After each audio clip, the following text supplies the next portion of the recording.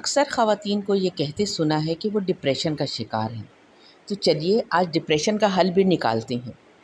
सबसे पहले घर के वो कोने खुदरे देख लीजिए जिन्हें आपने महीनों से हाथ नहीं लगाया। बस फिर घर का कोई एक कोना खुदरा पकड़ लीजिए और उसकी सफाई शुरू कर दीजिए। नमक मिर्च के डिब्बे हैं तो उन्हें निकालिए। डिब्बों में से नमक मिर्च निकाल कर उन डिब्बे को अच्छे से साफ़ कर लीजिए। वो जगह जहाँ आपने अपने चावल या मसाला पीसने के बर्तन रखे हैं उन्हें उनकी भी सफाई कर लीजिए। अच्छे से देख लीजिए कि बर्तन जहाँ आप धोती हैं वो जगहें साफ़ सुथरी हैं। उन्हें निकालिए चीज़ों को और आहिस्ता आहिस्ता साफ़ करके दोबारा रखते जाइए। आप देखेंगे कि इसमें आपका तकरीबन 1 या डेढ़ घंटा मुसलसल लग गया है, लेकिन उसके बाद आपको थकावट होने लगेगी। जैसे ही थकावट हो गई तो आप कुछ देर आराम कर लीजिए। बस ये आदत अपना लीजिए और हर दूसरे दिन आप देखें इन बर्तनों को, इन डिब्बों को तरतीब से लगाइए और तरतीब से लगाते लगाते आपका घर भी खूबसूरत लगेगा और आपको थकावट भी हो जाएगी। जब थकावट होगी तो आपको नींद भी अच्छी आने लगेगी। फिर आप कमाल देखिए।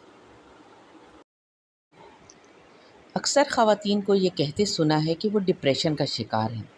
तो चलिए आज डिप्रेशन का हल भी निकालते हैं।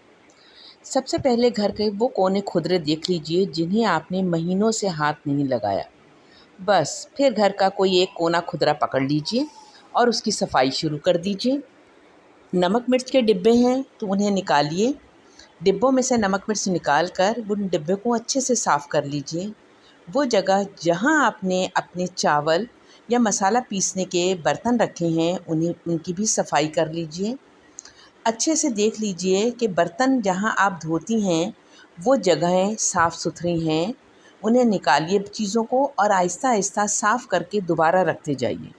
आप देखेंगे कि इसमें आपका तकरीबन 1 या डेढ़ घंटा मुसलसल लग गया है, लेकिन उसके बाद आपको थकावट होने लगेगी। जैसे ही थकावट हो गई तो आप कुछ देर आराम कर लीजिए।